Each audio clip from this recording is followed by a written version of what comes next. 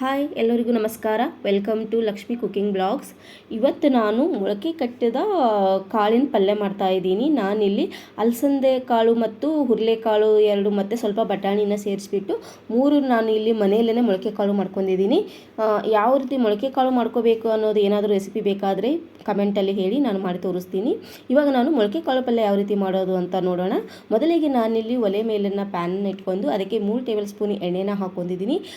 ಇವಾಗ ಸ್ವಲ್ಪ ಜೀರಿಗೆ ಮತ್ತು ಕರಿಬೇವಿನ ಸೊಪ್ಪು ಮತ್ತು ಒಂದು ಈರುಳ್ಳಿನ ಕಟ್ ಮಾಡಿ ಇಟ್ಕೊಂಡಿದ್ದೆ, ಅದನ್ನು ಹಾಕ್ಕೊಂಡು ಈರುಳ್ಳಿ ಸ್ವಲ್ಪ ಕೆಂಪಗಾಗೋವರೆಗೂ ಫ್ರೈ ಮಾಡ್ಕೋಬೇಕು. ಜಾಸ್ತಿ ಕೆಂಪಗೇನಿಲ್ಲ, ಸ್ವಲ್ಪ ಮೆತ್ತಗಾದರೆ ಸಾಕು.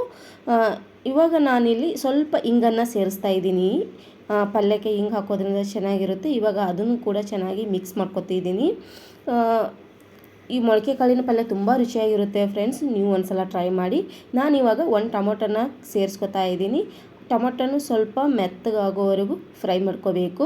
ಇವಾಗ ನಾನು ಇದಕ್ಕೆ ಹಸಿರು ಮೆಣಸಿನ್ಕಾಯಿನ ಸೇರಿಸ್ಕೊತಾ ಇದ್ದೀನಿ. ನಾನಿಲ್ಲಿ ಹಸಿರು ಮೆಣಸಿನ್ಕಾಯಿಗೆ ಸ್ವಲ್ಪ ಉಪ್ಪು ಹಾಕಿ ಕುಟ್ಟಿಟ್ಕೊಂಡಿದ್ದೆ, ಅದನ್ನು ಸೇರಿಸ್ಕೊತಾ ಇದ್ದೀನಿ. ಹಸಿರು ಮೆಣಸಿನ್ಕಾಯಿ ಹಾಕೋದ್ರಿಂದ ಪಲ್ಯ ತುಂಬ ರುಚಿಯಾಗಿರುತ್ತೆ. ನಾನಿಲ್ಲಿ ಅಚ್ಕಾರದ ಬದಲು ಅದನ್ನೇ ಯೂಸ್ ಮಾಡ್ತಾ ಇದ್ದೀನಿ.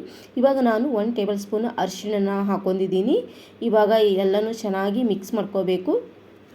ಅರಿಶಿಣ ಅದು ಎಲ್ಲ ಇವಾಗ ಮಿಕ್ಸ್ ಆಗಿದೆ. ಈ ಟೈಮಲ್ಲಿ ನಾನು ಮೊಳಕೆ ಕಾಳುಗಳನ್ನು ಹಾಕ್ಕೊಂಡು ಚೆನ್ನಾಗಿ ಮಿಕ್ಸ್ ಮಾಡ್ಕೊತೀನಿ. ಮೊಳಕೆ ಕಾಳು ಚೆನ್ನಾಗಿ ಎಲ್ಲ ಖಾರ ಉಪ್ಪಿನ ಜೊತೆ ಎಲ್ಲ ಅರಿಶಿಣ ಜೊತೆ ಚೆನ್ನಾಗಿ ಮಿಕ್ಸ್ ಹಾಕಬೇಕು. ಅಲ್ಲಿವರೆಗೂ ಮಿಕ್ಸ್ ಮಾಡ್ಕೊಂಡ್ರೆ ಸಾಕು. ಇವಾಗ ನೋಡಿ ಚೆನ್ನಾಗಿ ಮಿಕ್ಸ್ ಆಗಿದೆ.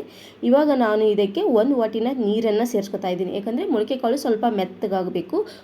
ಒಂದು 2 ನಿಮಿಷ ಕುದಿಸ್ಕೊಂಡ್ರೆ ಸಾಕು. ಈ ಮೊಳಕೆ ಕಾಳು ಪಲ್ಯ, ಮೊಳಕೆ ಕಾಳು ರೆಡಿ ಇದ್ದರೆ ಸಾಕು, 5 ನಿಮಿಷದಲ್ಲಿ ಈ ಪಲ್ಯನ ಮಾಡ್ಕೋಬೋದು. ಅರ್ಜೆಂಟಲ್ಲಿ ಈ ರೆಸಿಪಿ ಮಾಡಲಿಕ್ಕೆ ತುಂಬ ಈಸಿ ಅಂತ ಹೇಳ್ಬೋದು. ನಾನಿವಾಗ ಸ್ವಲ್ಪ ಉಪ್ಪು ಕಮ್ಮಿ ಆಗಿತ್ತು, ಹಾಗಾಗಿ ನಾನಿಲ್ಲಿ ಉಪ್ಪನ್ನು ಸೇರಿಸ್ಕೊತಾ ಇದ್ದೀನಿ.